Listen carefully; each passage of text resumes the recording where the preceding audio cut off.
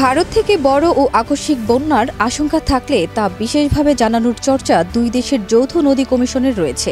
মুহুরী নদীর উজানে ভারতীয় নদীর বিলুনিয়াতে গত ৩ দিনে সর্বকালের রেকর্ড ভাঙা বৃষ্টি হয়েছে। পানির উচ্চতা দ্রুত বেড়েছে, কিন্তু ভারতের কেন্দ্রীয় পানি সম্পদ মন্ত্রণালয় থেকে এই ব্যাপারে কোনো বিশেষ সতর্কবার্তা বাংলাদেশকে দেওয়া হয়নি।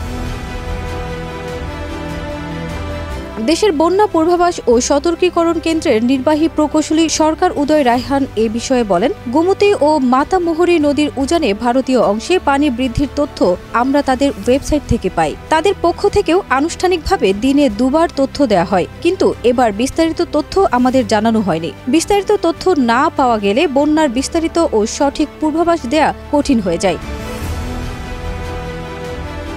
চট্টগ্রাম ও সিলেট বিভাগ জুড়ে প্রবল বর্ষণ ও ভয়াবহ বন্যার পূর্বাভাস ছিল না। 18 আগস্ট দেশের বন্যা পূর্বাভাস ও সতর্কীকরণ কেন্দ্র থেকে শুধু নদ নদীর পানি বৃদ্ধির কথা বলা হয়েছিল।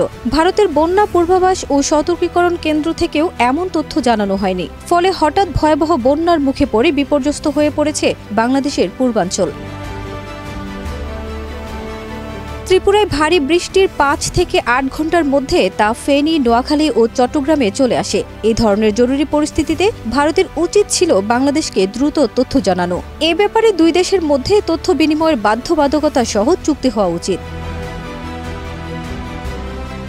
বন্যা পূর্বাভাস ও সতর্কীকরণ কেন্দ্রের তথ্য অনুযায়ী 19 আগস্ট থেকে টানা 3 দিন দেশের পূর্বাঞ্চলে ভারী বৃষ্টি হয়েছে, যা গত 53 বছরের মধ্যে সর্বোচ্চ।